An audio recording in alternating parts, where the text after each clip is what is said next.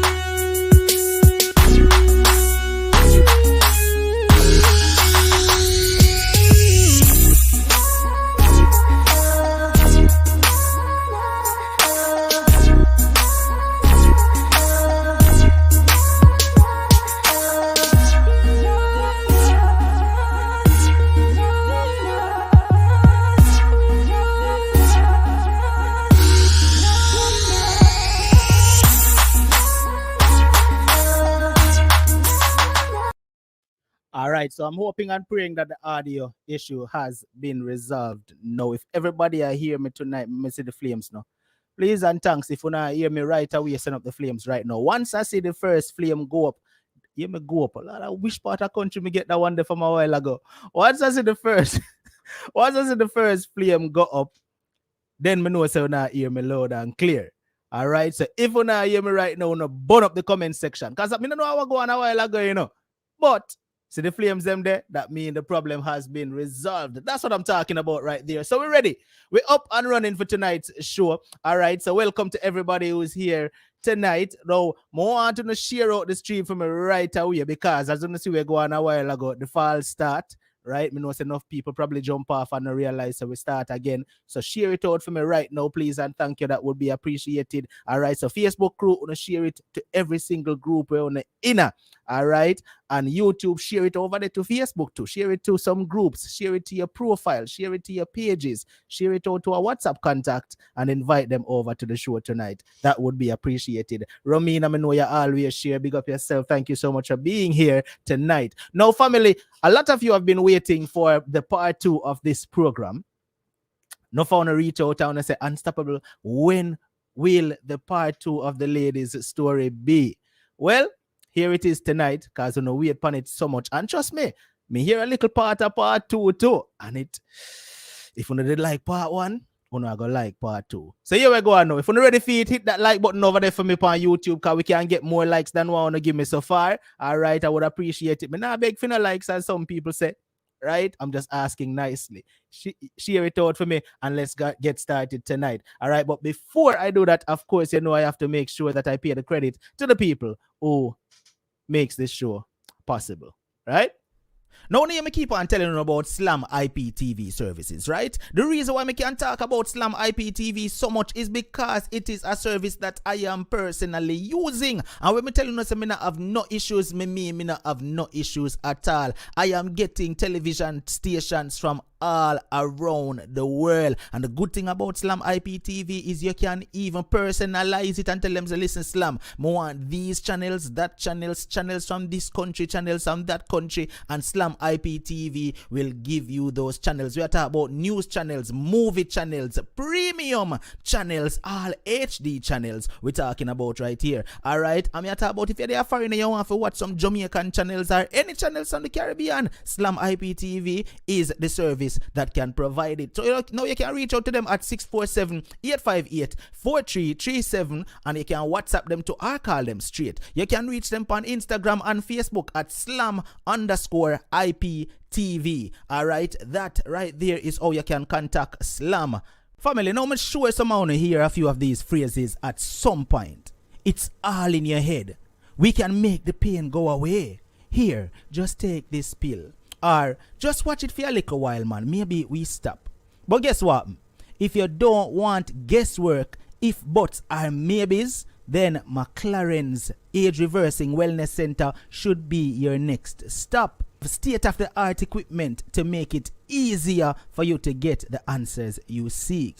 Them assess the problem and provide results the same day.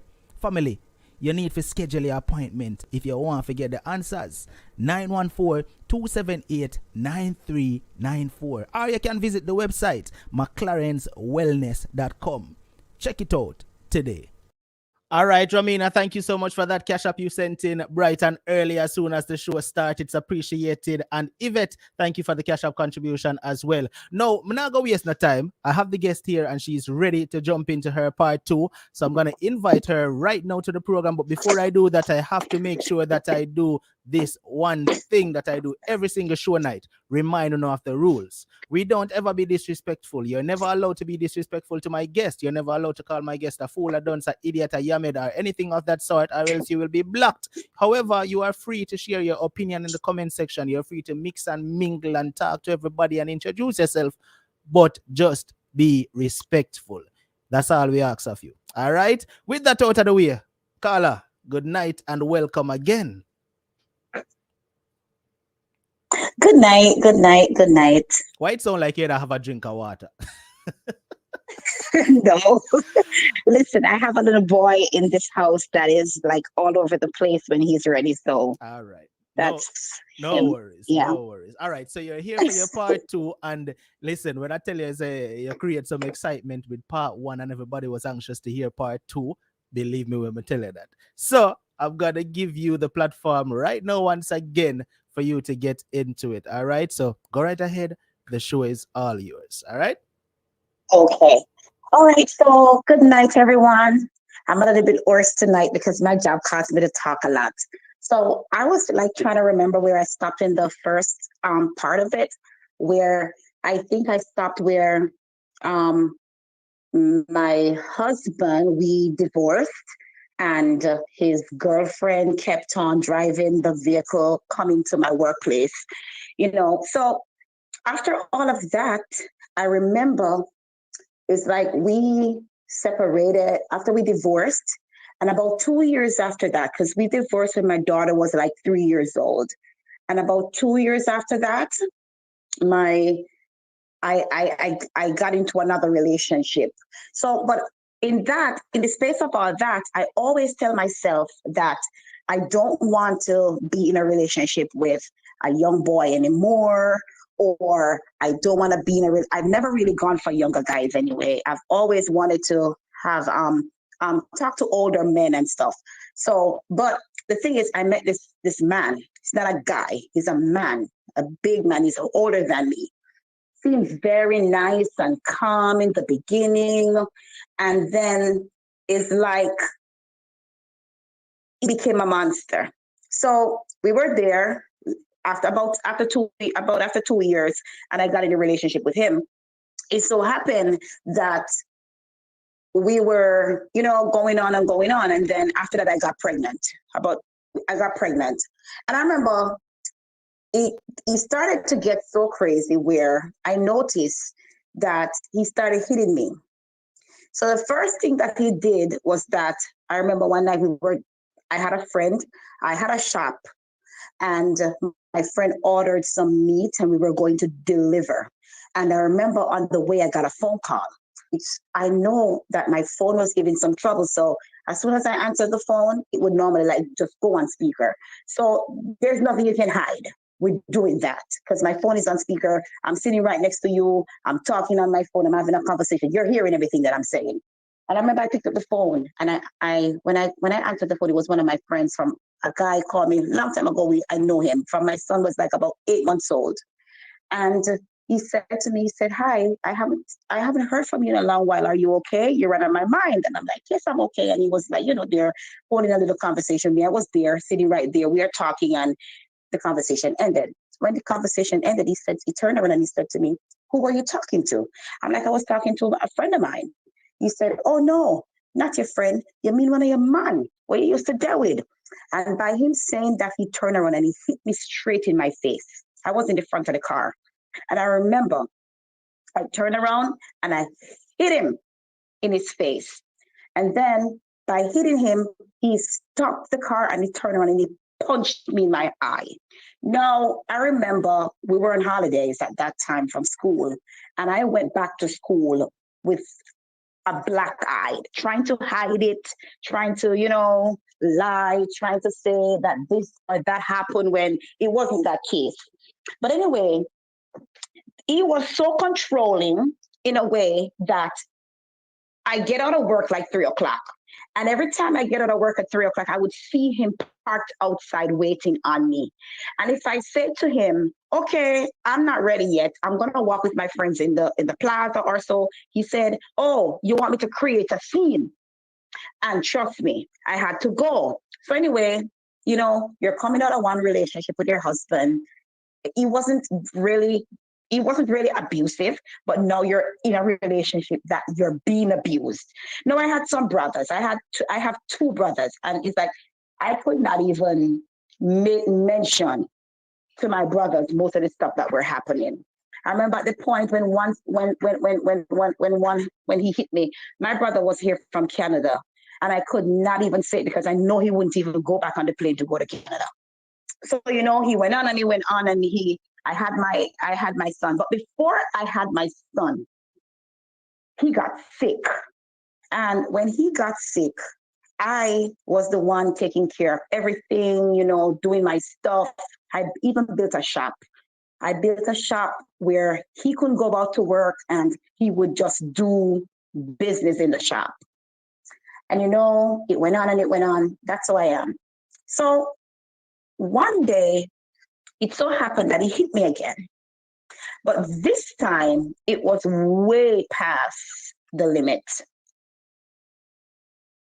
He hit me, and this point in time when he hit me, he had me on the ground with his foot on me. And I remember saying to him, "You're going to lose your foot. Believe me, you're going to lose it." And that was a Saturday afternoon, and somebody came to the shop and they called, and he didn't go, he went out. By the time he went out, I got up to get out. But by the time I was getting out of the house, he came back in. When he entered back the house, there was a cutlass behind the door, and I was like, "I'm going to take this cutlass, and as he comes through the door, I'm going to chop him in his face." And like a spirit said to me, "If you do that, you're going to lose everything." And I said, I put it down. And it so happened that I was trying to get out of the house, and he had a bottle of water under the table. I remember he threw the bottle of water and he hit me with it. Anyway, somebody else came again and called at the shop. And this point, I got a chance to get out of the house. So I got out of the house and I kept on running. When he looked up the road and he saw me running, he started running after me. It was so crazy that I never believed that somebody would do this. So he started running after me. When he started running after me, I remember that I had to jump over somebody's gate into their yard. When I got over into the man's yard, he was close up behind me. It was somebody that I knew anyway, because I'm from the very same community. And when I jumped over the man's gate, he came to the gate and he said to the man, he said, "Tell the girl I call her." And the man said to him, the man said, "You crazy? Oh, I must see this lady running from you and you telling me that you to call her. I'm not sending her out there to you." About a day or so after, I was told that he had a knife in his hand. I didn't see it. I didn't see that he had a knife. I knew he was running after me, but I did not know he had a knife. And so somebody told me he had a knife. But luckily, he has some sisters. He has like 3 sisters. 2 of them I communicate with very well. And I was telling them about the things that he had been doing. So it was no news to them. But the thing is, they did not say, and they couldn't say anything to him because he had a temper. So they didn't say anything to him, but they knew a lot of what was going on. So how I got here now, I decided that I was going to leave. And one of the main reasons why I decided that I was going to leave Jamaica also was that I remember going to work. And when I got to work, I remember a teacher at school asking me about what was going on at my house. And when the teacher came to me and asked me that question, I was like, why are you asking me that? And it just dawned on me that, you know what? We're all ladies and it's not going to end. So I'm like, you know what? I'm going to buy my plane ticket and I'm going to leave Jamaica. Remember now I had my daughter. I had my older son. My older son wasn't living with me at the point. He was with my mom. But my mom didn't live far away. My philosophy is if I left my mom's house and anything happened to me on the outside, I'm not returning there. I will go. So I remember one afternoon I was even out looking somewhere to rent because I just could not stand this man. That was even before he did what he did the last time. And one Sunday I left the house and I was looking somewhere to rent. So there was a friend of mine who also wanted somewhere to rent. So both of us walked and we said, you know what? If we even find somewhere and it's big enough, we could share. So we could share. So it so happened that we found somewhere, but it wasn't even, all that. What happened? It wasn't all that. So I'm like, okay, we're not going to take it. So we didn't. Anyway,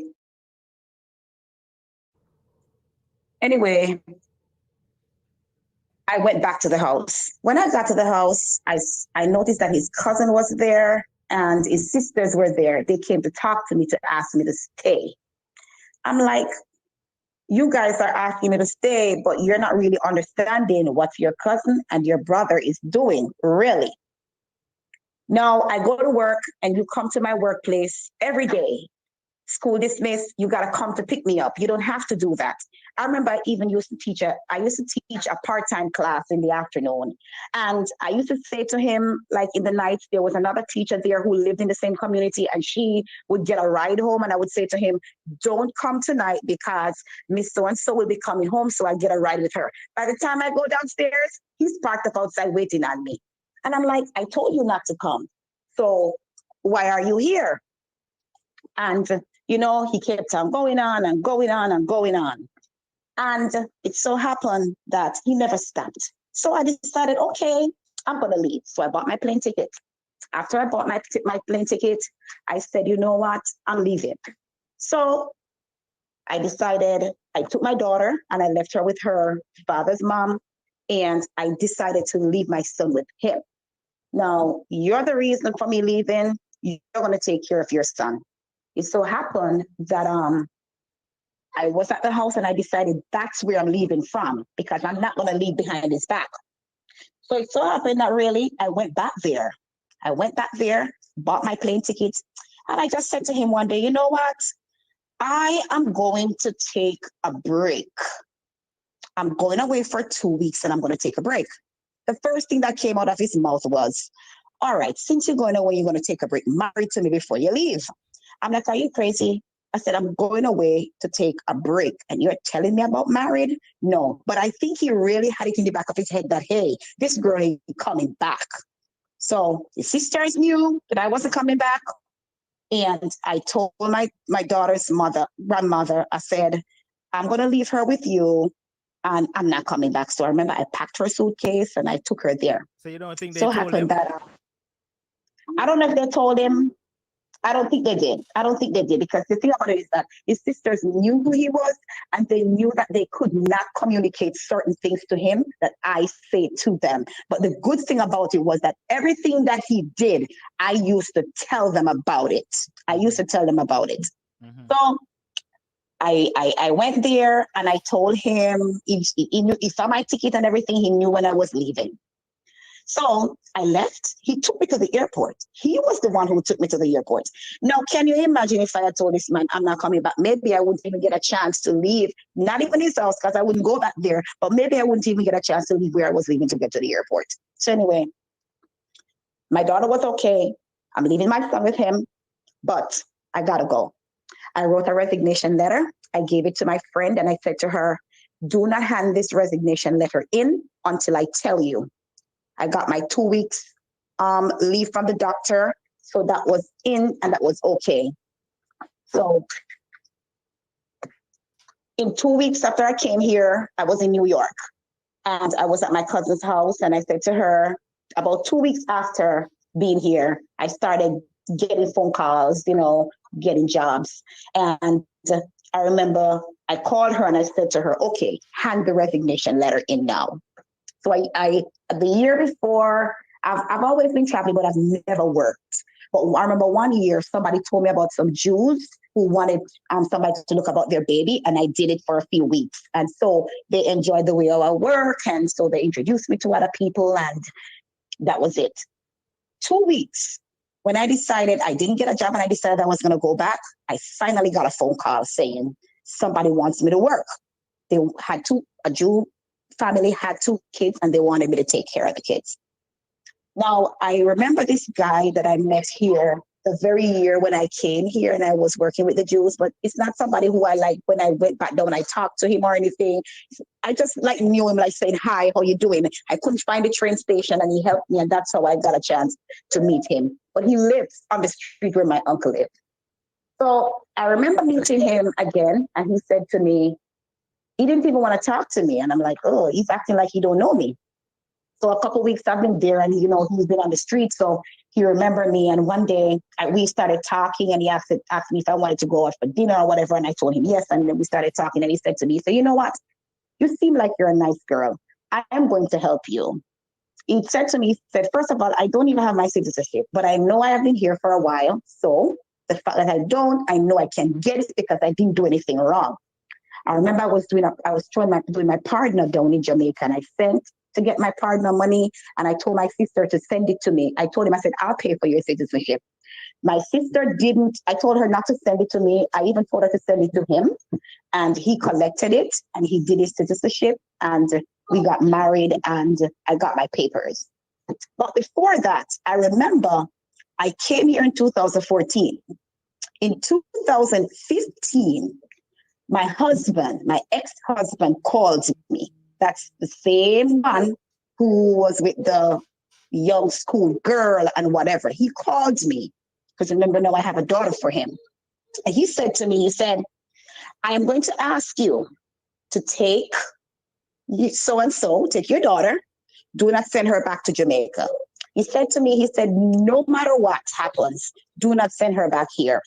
Even if I die, don't send her to my funeral. Anybody who wants to see her, they will come. They should get a visa and come and look for her. Anyway, at this point, is like this guy was charged for murder, and I think he thought they were going to come after him and all those things. So he wanted her out because he didn't want her to get caught up in all of this. So anyway, I remember distinctly that day, I was in the park with the kids that I take care of. And, I took the kids. I remember and even when he said that to me, I did not even have enough money to buy my daughter's plane ticket. And I called her uncle, which is his brother. His brother was working in Montego Bay at the time. And he told me, he said he went across to the airport and he bought her ticket there. And I was here and I sent back money to him for his tickets. I didn't even send back all of it, but I sent back money to him towards the ticket that he bought for her. My daughter came here 2015. By 2016, I saw her father here. He came here. Now, I'm this mother who never, ever stopped them from talking to their father. So sometimes my daughter don't even want to talk to him. And I keep on saying, go call your father, go talk to him, and, like that. But before she came here, I remember he was living with another woman down there, not the very wife. that was driving my car and jumping all over. It was another girl that he was living with. It so happened that I got in touch with her. I got her number. And when my daughter was coming here, she was the one who took my daughter to the airport along with him, put her on the flight and sent her off to me. So I remember I received my daughter at JSK because I was living in New York at the time. And it was so nice seeing her because I left her like for a year, and it was really nice seeing her. So she was here with me, started going to school. Her father came here. And so she started having that father-daughter relationship again. Because I made sure of that also. You know, people even said to me, you know what? He should never even know where you live and all that. But that was my daughter, and I wanted her and him to have that relationship. So when he came to New York anyway, I decided I was going to move out of New York and I was going to go to Florida because I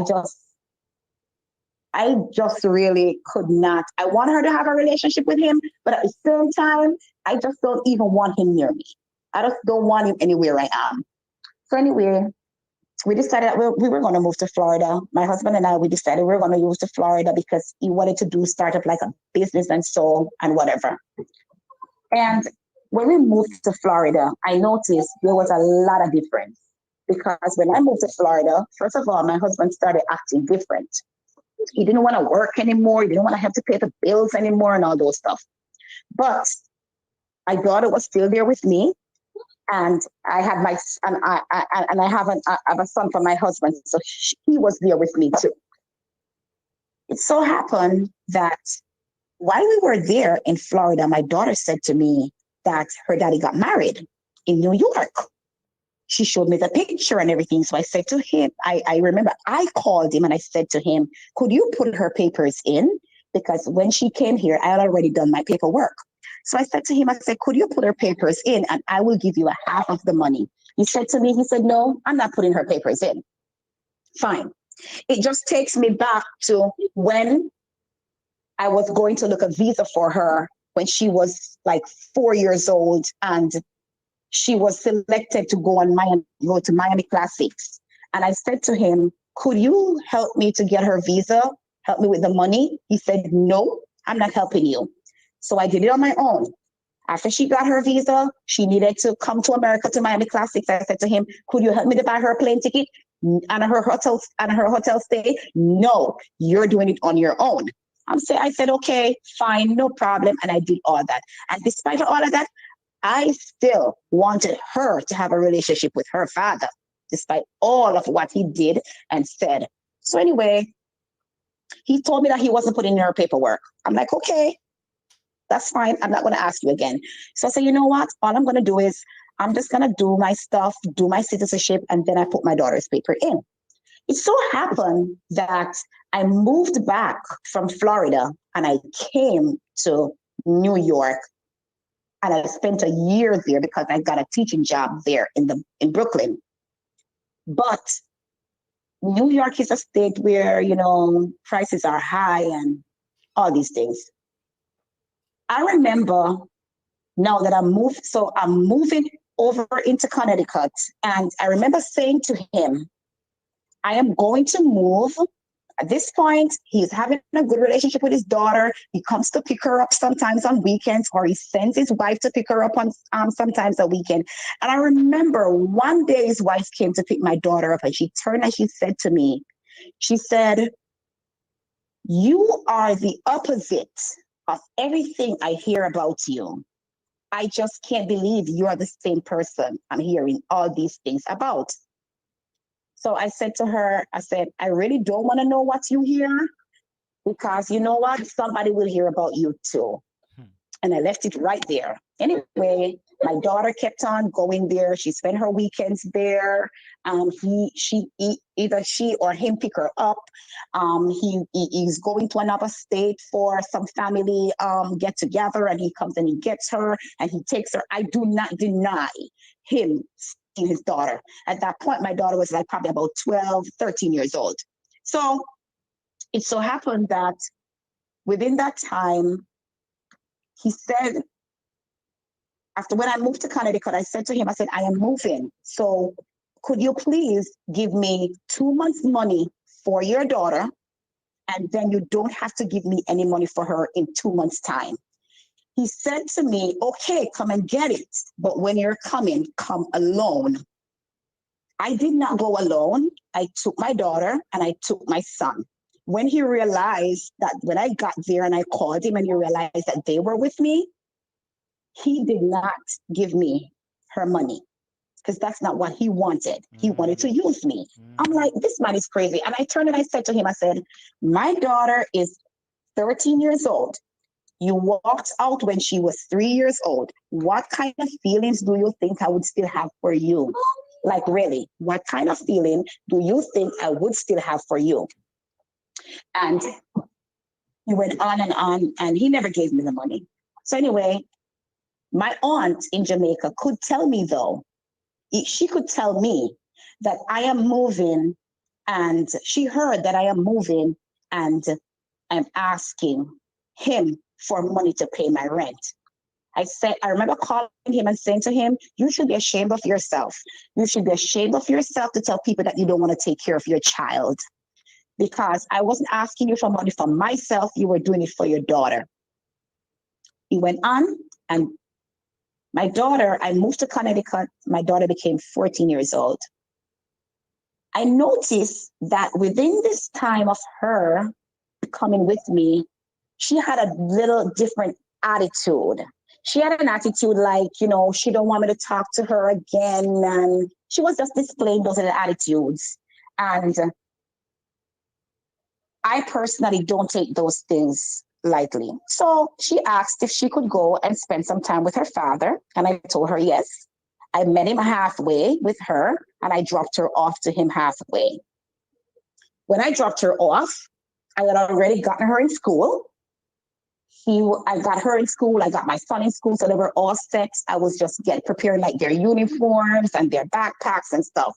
And I remember I bought her uniform and a backpack. So the day when I was supposed to go pick her up, I called her and I said to her, what time am I supposed to pick you up? Or I think I said to her, I'm on my way to pick you up, so get ready. She said to me, she's not coming home. She's not coming home with me. So I said to her, I said, why are you not coming home with me? She said, I'm not coming with you because I have to start thinking about myself now. I'm like, I don't understand what you're saying. At 14? At this point, at 14 years old. So, but at this point, when I moved from Florida and I came back to New York, I did not come back with my husband because of how he was behaving. I decided that I'm over with it and I don't want him around. So I didn't come back to New York with him. And when I moved to Connecticut, I did not move with him. I moved with the kids, just me and them. It so happened when my daughter said that to me, I called her dad and I said, what's going on? I'm coming to pick Tiana up. He said to me, he said, she's not going. She's not going. You heard what she said. So I said to him, I said, you know what? I don't understand because she is a child. She lives with me. She had been living with me for the past so many years. Why would she say that? What's going on? So I remember calling her and I said to her, I said, what am I supposed to do with your uniform and your stuff that I got prepared for school? She said, take them back to the store. Just like that. Anyway, I remember being here and I didn't say anything. I leave it alone, but I remember calling the police station here and they told me that I was supposed to go to New York and get her because that's kidnapping. You know, and I thought about it. I thought about it long and hard, and I decided that I'm not doing it. I'm not going there to take her. Anyway, it so happened that after he said that to me, I left it alone. I left her alone, but I call her sometimes. She doesn't pick up the phone, 14 years old. I call her sometimes. She doesn't pick up the phone, and just like that. So I remember one Sunday afternoon, I fell asleep and I got up and I saw a few missed calls on my phone. the number was coming from New York. So I called the number back. And when I called back the number, somebody answered the phone and said, "This is Detective so and so. And is this Miss so and so? I would like to talk to you about your children." I'm like, "My children?" Now I'm getting really scared because I'm like, my daughter's with her father and my son is with me. What's going on? I don't know what's happening. She said, she said to me, she said, "You have to come down here for me to talk to you." I said, "Miss, I'm not going to come down here to talk to you. I'm all the way over on this end, and you are all the way over on that end. So I'm not going to come over there to talk to you. It must be something that you can talk to me about over the phone." She didn't decide to talk to me. So she didn't say anything the Sunday afternoon, and I kept it at that. But it so happened that like the Monday or so, I remember calling her back. When I called her back, she started to relate something to me. She said to me, "I want to talk to you about your daughter because there was a report at the police station that your daughter was molested by your husband." I said to her, I said, "What?" That's the first thing that came out of my mouth. I said, "What?" So she said, "Yes." I turned and I said to her, I said,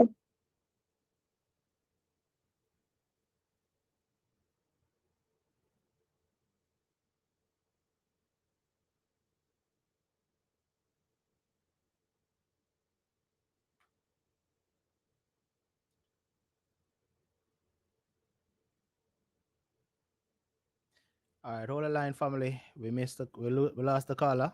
Just give you a quick second. Let me get her back on the line. In the meantime, if you haven't hit the like button and the share button as yet, please do so while I'm trying to get the caller back on the line.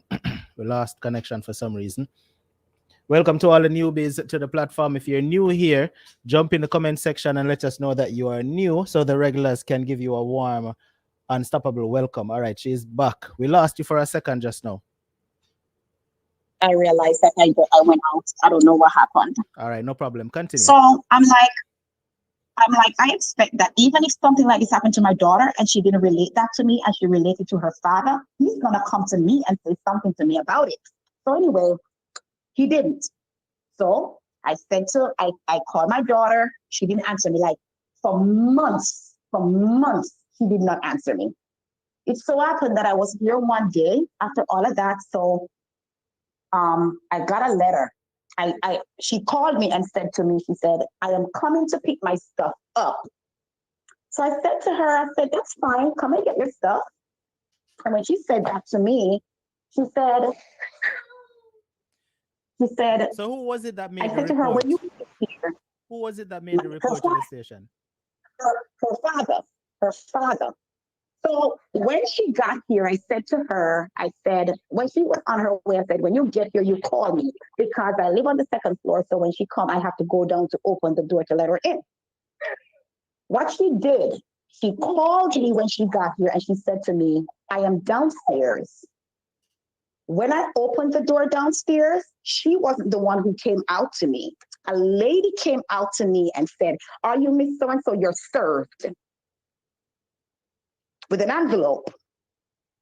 And the lady walked out of the yard and she went back in the vehicle, which was her father, and my daughter was in the vehicle. She never came out. So she didn't come and pick anything up as she said she was gonna come and pick up.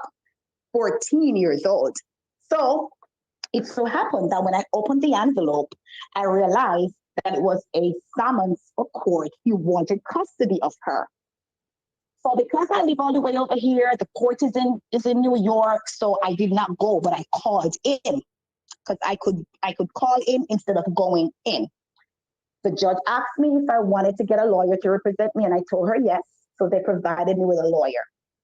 The lawyer called me and she spoke with me. And I said to her, I said, "I'm going to say this to you. Whenever you go back to court, I want for you to tell the judge that I do not want my daughter back here. Let her stay with her father." I said, I may sound selfish, but this is America. No child is going to stay in my house, take up a phone, call the police, and have them lock me up. So let her stay with her father. So happened that the lawyer said to me, she said, "Did anybody pressure you to say this?" I said, no, nobody pressured me to say this. So I said to her, I said, she turned around, she said to me, and I am going to ask your permission to revisit this case because something is wrong with it. I turned and I said to her, I said, you can revisit that case on your own account. So it so happened that it called up like probably about twice, and I did it over the phone. And then the last time the lawyer told the judge exactly what I said. And the judge is like, she didn't want to do it, but she did it anyway because I said it. And they sent me a letter saying that I gave consent to give my daughter over to her for him to have full custody of her. I said, that's fine, that's what I wanted. All right, it so happened now that this thing is very serious because now you're saying that my husband molested you. Nobody knew where my husband was. I'm the only person who knew where he was. So what I did was that when the detective called me, I called him. I called my husband and I said to him, I am coming to see you with baby. Where can I meet you? He told me exactly where I could meet him. And when he told me that, what I did was that I decided that I was going to go, but I really wasn't going to meet him. So what I did, while he was talking to me, the detectives were on the phone and I told them exactly where he was. And so I was watching them putting handcuffs on him. Here in America, if you get locked up early during the day, you face the judge the same day. If not, you got to wait until the next day or whatever. He faced the judge the same day. They told him to go home. The detective was the one who called me and said to me, I'm sorry, but the judge told your husband that he should go home. They have no evidence against him. I remember sitting with a detective and talking with him. He came from Florida, and I remember sitting here and I spoke with him and he said to me, he turned and he said to me, he said, Mommy, our kids can be molested right under our noses and we don't know. But if our kids don't tell us, there's no way we can find out. At this point, when I guess he heard that, when my daughter's father heard that he was released, he started calling me and texting me and sending me all kind of nasty messages and telling me that I gave his daughter out. I gave his daughter out to be used, and you name it. Anyway, it didn't bother me because I am positive that I wasn't a part of anything that he was saying. It so happened, that she went on, and she decided that she was going to come and visit me. Before she came and visit me, I got a message on Facebook from a young lady that I do not know. The message said, I would like to talk with you. When I reached out to that person, I figured out that it was that same girl who came to give me the papers, to serve me the papers for court. So I was like, what do you want? You don't need to be calling me. It so happened that she was the mistress of the very ex-husband of mine, and now she's in deep waters with him, and she wanted to tell me about him. And I said to her, I said, let me tell you something. You all were enjoying everything he said about me, but I know that one day he would be saying the same things that he's been saying about me, about you. So that's why I did not get myself involved. All right, it went on. My daughter's living there, so my daughter decided to see me now. She came down here to spend a weekend with me. When she came, she sat here in my living room, and I said to her, I said, I would like to have a conversation with you about what happened. She said, I don't want to talk about it. I went back, I left her, I didn't bother her. I went back again the next day and I said to her, you will be leaving very soon and I would like to have a conversation with you. While my daughter was here, I was able to speak to that very girl, and I was also able to speak to the father's wife. The father's wife did not know that my daughter was here at the time. And I'm telling you, Unstoppable, my daughter had become such a little monster that I could not believe she was a child that I raised. When that wife told me some things that my daughter did to her, I cried. My daughter even allowed children's services to take away her children in New York, told lies on her and let them take away her children. That was all an act of between she and her father. I said to them, I said, where is the medical report that she was molested? No, they don't have a medical report. And all these stories going on and going on and going on. Now, if my daughter came to me and told me that somebody molested her, my brother, my husband, whoever, the first person I'm believing is my child. That's the first person who I will believe, my child. No, they had it. My daughter had it saying that I didn't believe her. So when she came here and we had a little conversation now, she is like she wanted to say something about her father and she stopped. Because I remember her saying, it's like she didn't want to be there anymore. When she got back to New York, she sent me a message saying, I just came home and I'm looking at him and I'm just wondering what kind of monster this is. That's the message she sent to me. She didn't send that message to only me. She also sent it to the baby mother, the same one who came to serve me the papers, because they were also very close. They were close. It so happened that she's living with him, and she visited me that time. She never visited me again. We used to talk on the phone a lot. All of a sudden, she stopped talking to me on the phone. No matter how I call her, she doesn't answer me. At one point, she blocked me from her phone. She blocked me from her phone.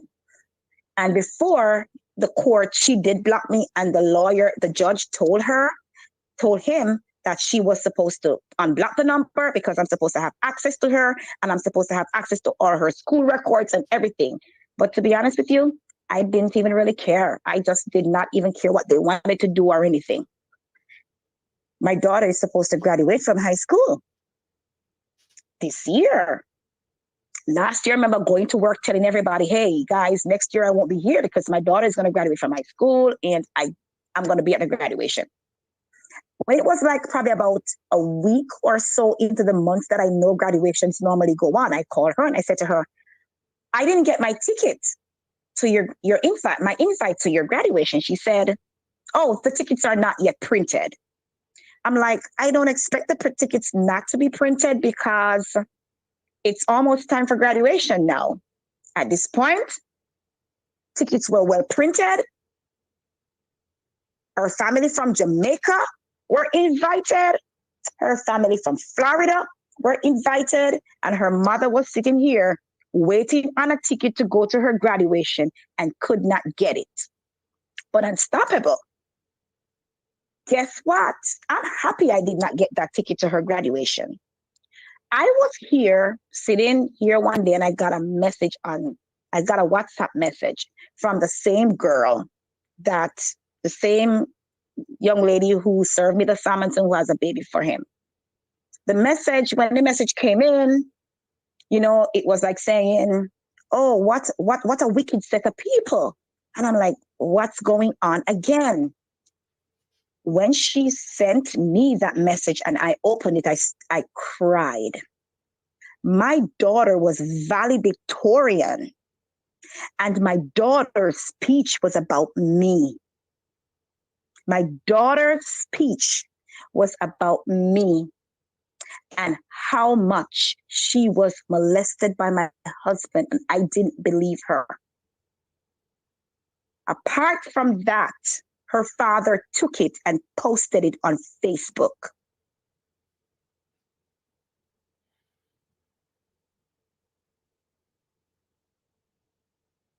Her father posted it on Facebook.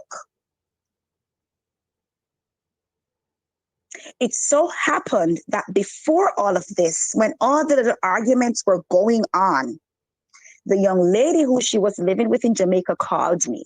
She said to me, I heard what's been happening, and I could have told you before she came here you were going to have trouble, but I could not tell you what it was. I know you were going to have trouble, but I can't I can't pinpoint to tell you that this is going to be your trouble.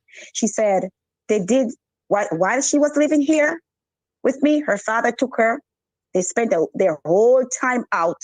And she came back and she told me that she was at your sister's house, which was not true. And after that, she came and she told me that it was not true. She told a lie. So her father has trained her so much to lie that it reached a point where you're lying on me to tell me that I didn't believe what happened to you. So in other words, you're trying to tell me then that I was the one who did what you said happened to you, that you were happy enough to go to your valedictorian speech to talk about me and your father posting it on Facebook.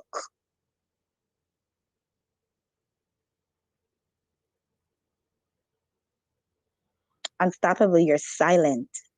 Because listening to this, I could only imagine. In fact, I can't even imagine how you must have felt in that moment watching that on Facebook. Unstoppable. I am telling you. Let me tell you this.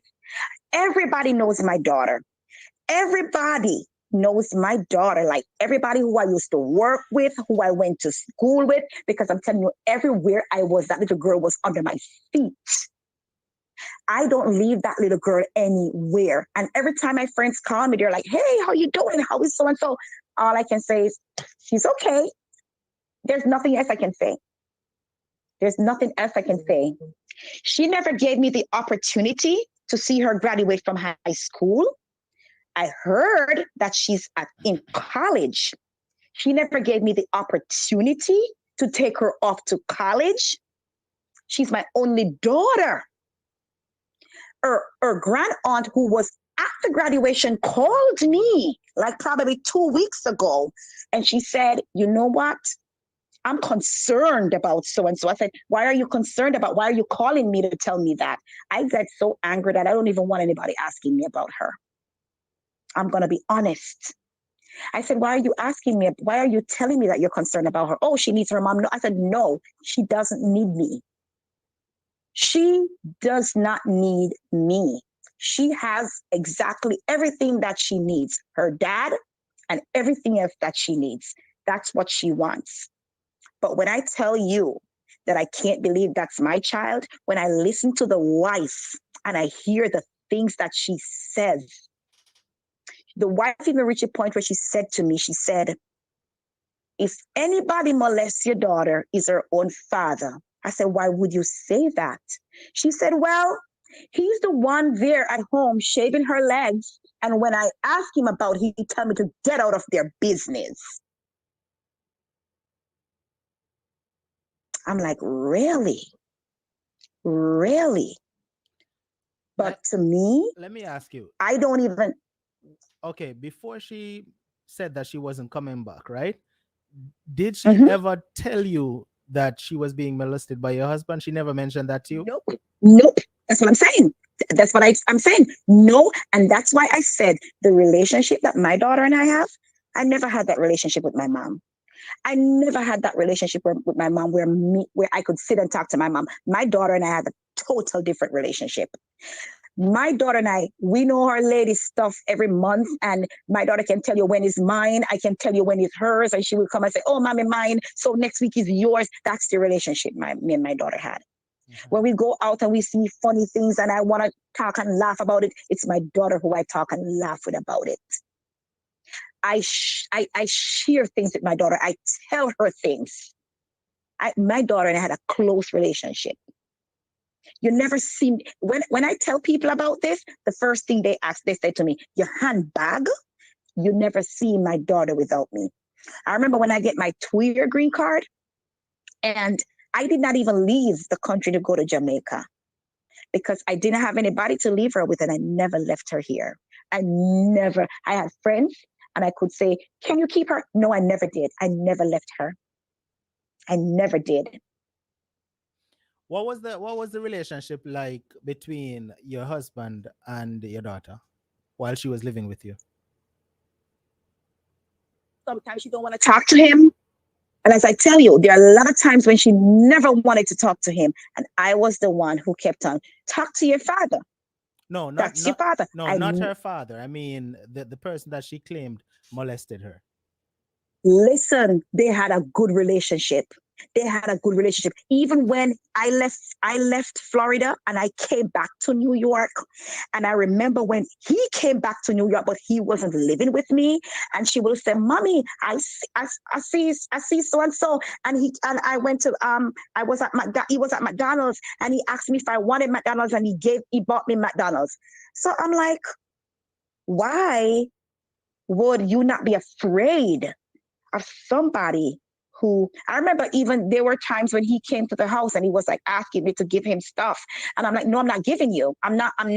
And he was like, Mommy, give it to him. He wants it. Give it to him. She was the one who has always been begging me, give it to him. She was the one who always had a tender heart for him when I didn't.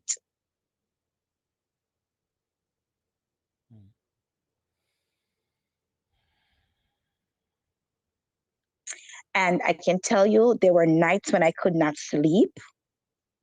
There were nights when I could not eat. I'm just living past this now. I'm just barely living past it. And it's like every time I make a step forward living past it, something else pops up. So now graduation pops up. A post on Facebook pops up with my name out there. You know, I remember when he did all that, Child Services came to my house here in Connecticut where I lived to see how I live. And I remember when she got to the door, she turned back. She said, Miss, have a good night. And she walked out. I have a license to teach and to take care of kids. And he wanted me to lose all of that. That's the only thing I could see why he would be doing all this to me.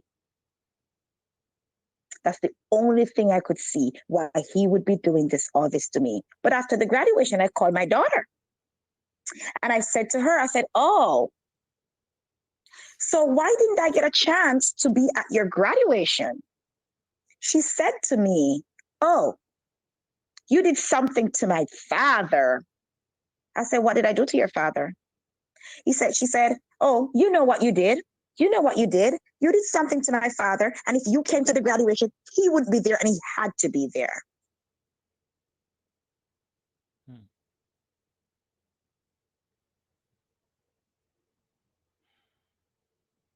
From the very day he walked out of that house when she was 3 years old, he had it all out for me to destroy me. He tried so many different things to destroy me.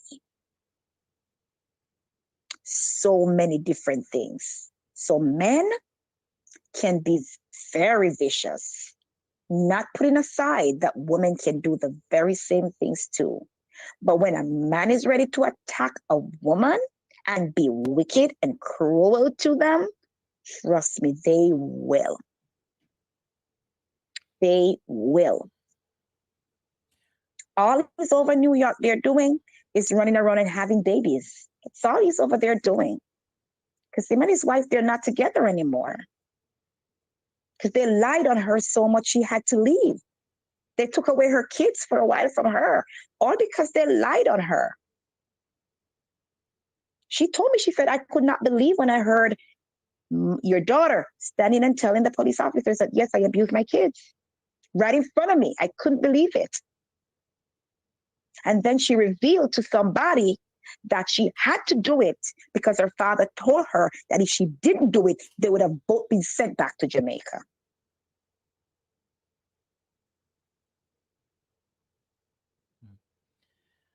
I'm going to open the phone lines right now. The phone line is open. WhatsApp only 754-317-5747. How old is your daughter now, Carla? She's 18 years old. And you don't have a relationship with her presently? I don't have a relationship with her. I don't even call her.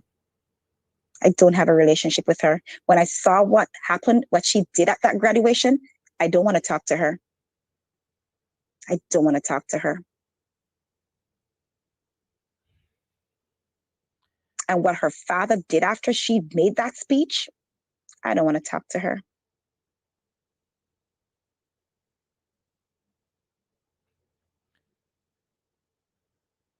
Do you think you will ever forgive her for what she did, or have you forgiven her? I will. I will. Listen, I it's hard to say.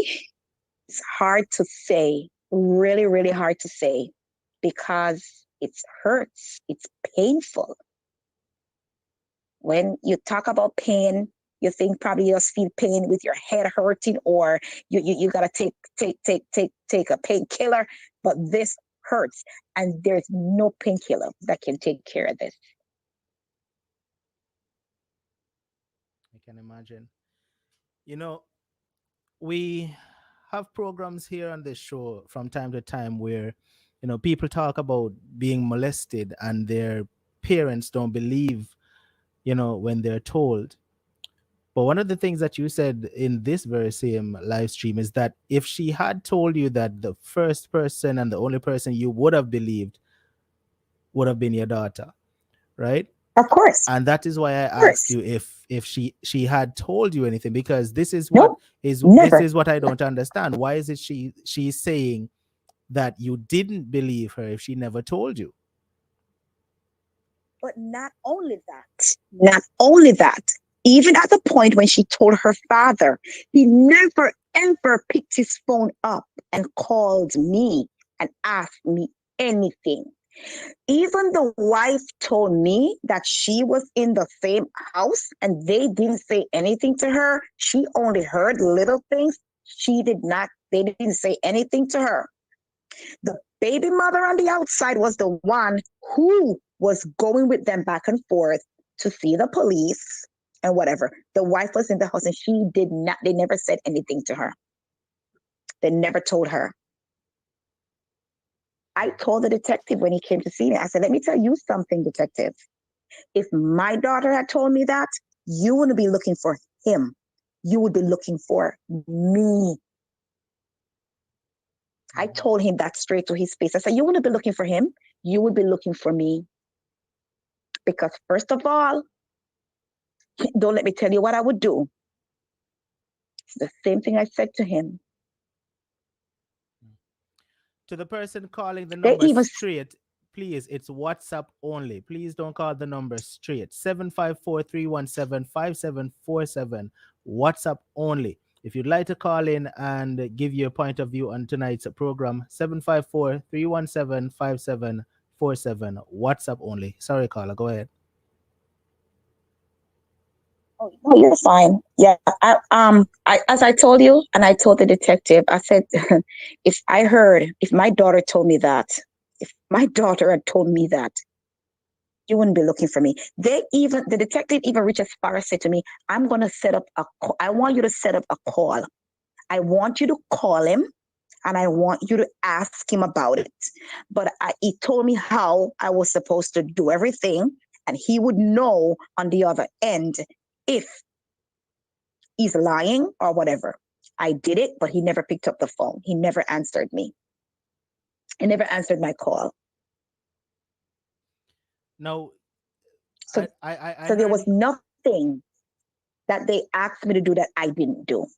I heard you mention about earlier where's the test and all that. So did her father ever take her to get tested or anything like that? I don't know. Nobody has conveyed any information to me. Your audio has I gone a bit don't low. know. Okay, say that again. Your audio went low. Oh, I don't know. Nobody conveyed any form of information to me based on anything that went on. Nobody. The only information I get is what I hear, what the detective said to me when she gave me the info, and then she called me back to tell me that he was released. That's the only info I get based on that situation. Because that wasn't even a part of what went on in court. That wasn't even a part of what went on in the courts, because the court was only for rights to her. And he didn't even know, because guess what? There's no way he could have gotten her from me. He could never have gotten her from me. There was so much hesitation with that judge when I told her, when the lawyer told her that I said to give her to her father. There was so much hesitation with that judge. He wouldn't have gotten her. And he told people that he took her away from me because of what I did. That's what he walk and tell people. He took her away from me because of what I did. But it hurts, especially when you wanted a daughter, you lost the daughter, and you got another daughter. It hurts. We're going to wrap up the program right now, but before I leave, because I'm quite sure this show is going to make its way to your daughter at some point. When she listens to this program, what would you like to say to her? Say something right now directly to her. I don't know what I want to say to her. I just don't know what I want to say to her. I'm just being honest. I don't know what I want to say to her. The question I asked her when she came in my house is that's what I want the answer for. What happened? That's what I want to know. If I don't know that, I can't go any further. I want to have to know first what went on, what took place, when did this happen, how did this happen, where was I when it happened. If I can't get those answers, I can't move on. I need those answers first. Why didn't I know? Why didn't you tell me? First of all, when I said that to her, when I called her after the graduation, and I said to her, I said, imagine you came here. I asked you twice. I wanted to talk to you about what happened. You never, ever have a conversation with me about it. She said to me, oh, I didn't want to talk to you because you didn't even have a sympathetic look on your face.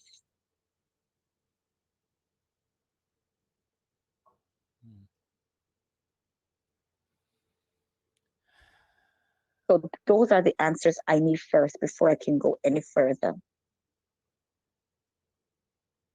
But it hurts. I can, like I said, I can't even imagine how you must be feeling as a mother, and you don't know. You see, when I was growing up, we didn't grow a certain way. We didn't grow to be loose. We didn't grow to be let go. We wanted to. As a young girl, when I was young, I wanted to be free and do what I saw other young girls did, but I never got the chance to do it because my mother wouldn't allow it. And when I had a child, I realized the reasons why my mom could not allow me to do the things that I wanted to do as a young girl. I know the reason why. I realized the reason why. And so I had to instill those same principles in my kids. My daughter is never a child to be running. You know, it's so strange because I remember there are times when I would go out and I would buy stuff for her. When I go out and I buy stuff for her, if she wears it to her father's house, the first thing he says to me is, why you buy these little cheap things for her? What is that you bought for her? I remember with her graduation, when she was graduating from middle school, and she showed me the dress her dad wanted to buy. And I said to her, don't get that dress because the back is all of your back is out. That's not the way your teachers at school perceive you all these years. They know me, they see me, and they know this is not you. Do not let your dad buy that dress. She went ahead and she let him buy it. So what I did, I gave her something to wear under it. Did you know that day he came to the graduation and she went home with him because he wanted her to come have dinner with him. And she left with him. And he called me to ask me, why? Where you dress her up like she old woman for? Where you dress her up like she old woman for? Me buy her dress. Will you make sure put on something under it for? If she have a little skirt on, and I said to her, go put leggings on. He's upset. But I'm a mother. That's how I think a little young lady should look. I don't dress a certain way, so I don't expect my daughter to dress a certain way. Not in certain respect, because I may be older and I may think certain things are different, but at the same time, I'm still not going to let her go out exposing her body parts. I'm not. Right. I'm seeing a few of the viewers in the And comment those, section saying that at the end of the day, she's your daughter and you shouldn't give up on her.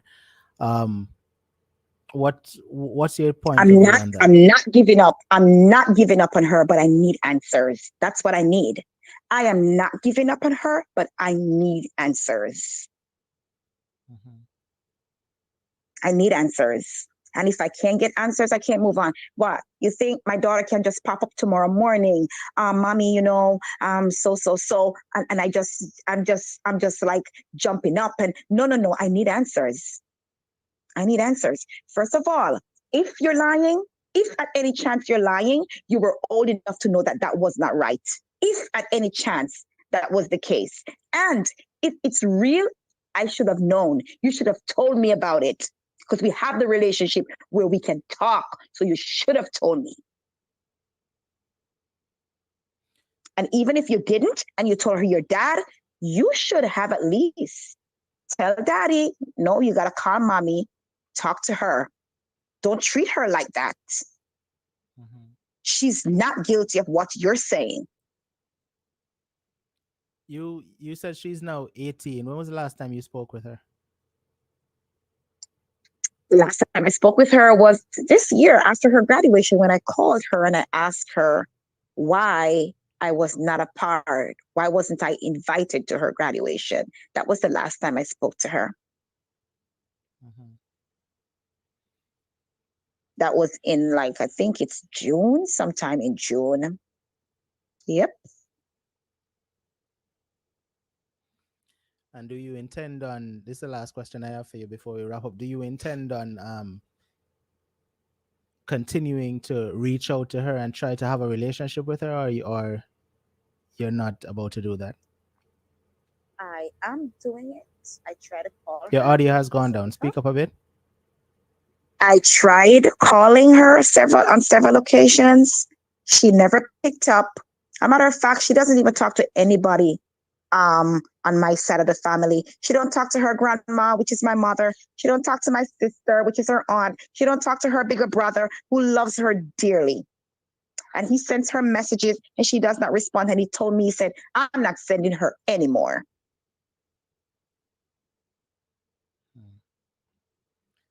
It is strange because I remember when she was like 4 years old, and she kept on going back and forth to her father's house and to my house. And I remember one day my mom looked at me and she said, be careful. Whenever that little girl goes to her father's house and she come back with a whole different behavior.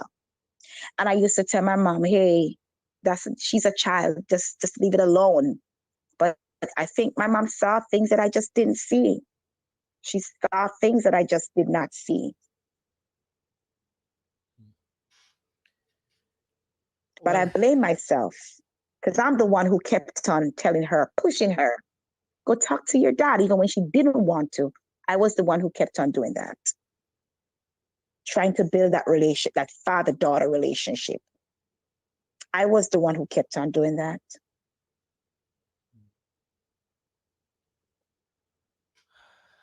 so sorry to hear everything that has happened and everything that transpired.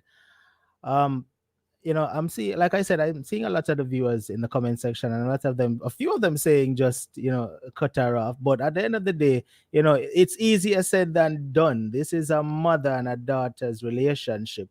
It's not an easy thing for a mother to just cut off a child now, right? And at the end of the day, right now, I'm going to ask you this question.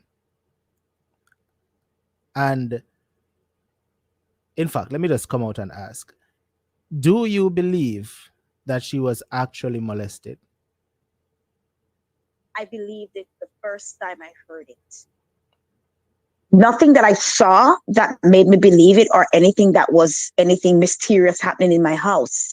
But after all of this, I didn't believe anymore. After everything that I saw was happening and all these things going around and how everything was being transpired and everything that I'm hearing in the backside that I was not aware of, I didn't believe anymore. All the things that I hear from the girlfriend, all the things that I hear from the wife, what else do you expect me to believe? I'm human. If my child tells me that, I'm going to believe it. When I heard it, the first thing I was mad. But then when I hear all these different stories going on, I'm trying to talk to you about it. You don't want to talk to me about it. You don't want to tell me what happened. What do you expect me to believe? Do you still expect me to believe that, oh yes, something really did happen to you? That's why I said I need answers. And that's why I tell you I can't move on until I get answers. I can't tell what I believe or what I doesn't believe until I get answers. Until my daughter talks to me about it. Because first of all, I only hear bits and pieces of arguments. Her father has never, ever had a conversation with me about it. She has never had a conversation with me about it. All I hear is what the detective told me.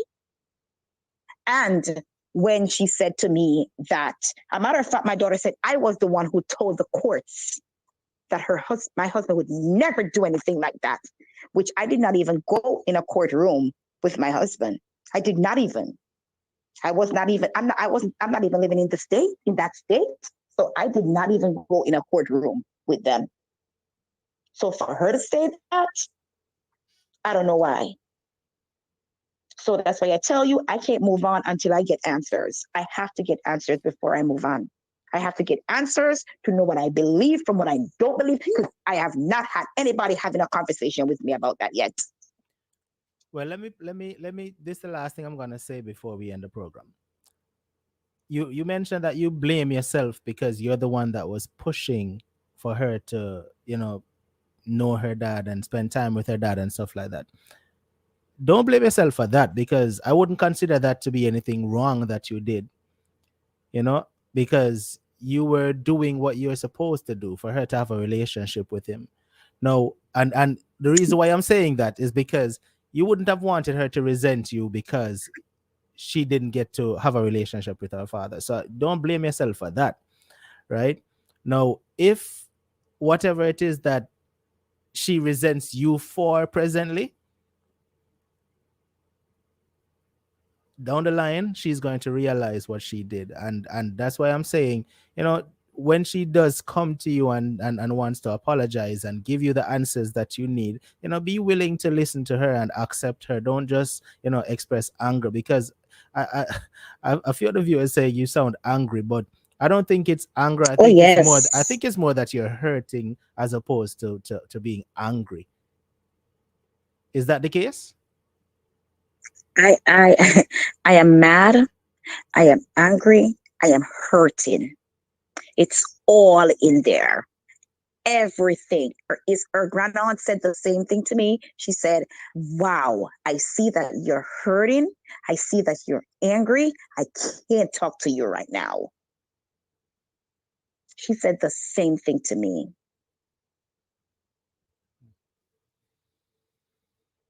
She said the very same thing to me. If it is true that he's the one who put her up to this, she'll come around eventually. She'll come around eventually. So just and even if she doesn't, don't blame yourself. That's what I can say. Don't blame yourself for this. Just forgive her and keep her in your prayers is all I can really say. I always pray for her. I pray for her every day. Every day. I do hope that you keep us updated with whatever change may come down the line. I'll always be looking out for your call or a message from you if anything changes. If no you and problem. her get a relationship again, or if it doesn't, or if you ever get the answers that you're waiting for, I hope you'll reach out to us and let us know. Okay? No problem. I want to thank you so much for sharing with us both nights. And it was very, very, very awesome having you on the platform. Thank you so much. All right. Have a good night. Thank you. Bless. Bye. All right, Unstoppable family, there you have it. Tonight's program. It's truly a sad one, listening to what this mother is going through. And I can't even say what she went through because she's still going through it. You can hear the pain. And as she said, she's angry. So I guess you can hear the anger in her voice from dealing with all of this. It's sad. And the worst part about it, if you hear when she said, she always wanted a daughter. And for the daughter that she has always wanted to be the one who isn't even talking to her presently and doing all the things to hurt her. It's really sad. If you're listening right now and you have a story you'd like to share, the platform welcomes you. 754-317-5747. Send a WhatsApp message to that number and simply say, Unstoppable, I have a story I would like to share. Now, I know that several of you has sent your message in, and I responded by saying I'll give you a call. Now, I haven't gotten back to you as yet. It's because I have so many persons to call one by one down the line. So not to worry. Don't get frustrated. Don't get angry if you haven't heard from me yet. I will call you. All right. You're on the list of persons that I'm going to call. All right. So if you out there listening right now, to just still send in your message and say, Unstoppable, I have a story I want to share. 754-317-5747 is the WhatsApp number. All right. And once you send that message to me, I will respond to you. I will give you a call and schedule you for a show. Apple, good night. Glad to see you here. It's been a while. I haven't seen your name, Apple. Good night. Thank you for being here tonight. All right. Now, all the newbies, if you haven't hit that subscribe button yet, please hit the subscribe button right now. That would be appreciated. All right. And if you're over there watching on Facebook, hit the follow button. That would be appreciated as well. All right. And I must encourage the men on the platform. No need to start sharing on the stories, right? Because the woman them are dominate, right? The woman them are dominate, right? I make it seem as if man no go through things too, right? So the man them with on the platform, know somehow no have some stories out there on a need to get out, right? The platform welcomes you, all right? Send me a message and let's take it from there. Unstoppable family, we're at the end of the program right now. All of the officials who rocking them badge right now, it's time for you to start marching out. As long as you have your badge beside the name, march out right now. YouTube crew, march out with the custom emoji. Facebook crew, march out with the flames so that we can give on a shout out and get out of here. Me now stay 2 minutes later than I need to stay. All right. So marching out right now is none other than Lurleen Miller rocking a badge beside her name. We got Navlet rocking a golden VIP. Kimmy is rocking a loyalty star. We got Jen rocking a super VIP. Cindy B is rocking a super VIP as well. We got Irie Data in the building rolling out with an extreme VIP. All right. We got Merville Mackey rolling out with the flames over there on Facebook, rocking her badge. All right. Romina is rocking her badge over there on Facebook as well. Thank you so much for marching out, Unstoppable family. If you have your badge beside your name, start marching out right now. And listen, if you don't have your badge, then you need to sign up and get your badge. Facebook crew, you can sign up as well. Look beside the chat, right where you type. Look to the right side of that. You will see a turquoise icon. Just click it with a heart in it. Just click it, and that is how you sign up over there on Facebook to get your badge. All right. Over here on YouTube, you can sign up and get your badge as well. All you have to do is go to the home page of the channel and look for the word join. Click it and sign up to get your badge. All right. S&M Lifestyle, thank you so much for that super chat contribution. It is appreciated 100%. All right. Much love. Mina Unstoppable is marching out, rocking an extreme VIP badge as well. Jen is rocking a super VIP badge. Patsy Barrant marching out over there on Facebook. Thank you so much, Patsy. And Michelle Allman is marching out, rocking a badge on Facebook as well. All right. Fly Girl Georgia is marching out. Big up yourself, Fly Girl. Much love. Sylvia Lala Linton is rocking her badge as well. Much love to you, Mama Sylvia. To all my moderators who help me to moderate the program every single show, and I thank you so much. You are all appreciated. Family, I'm going to get out of here right now. But listen, enjoy the weekend. Make sure me see every single person return back for Monday night's show. Much love.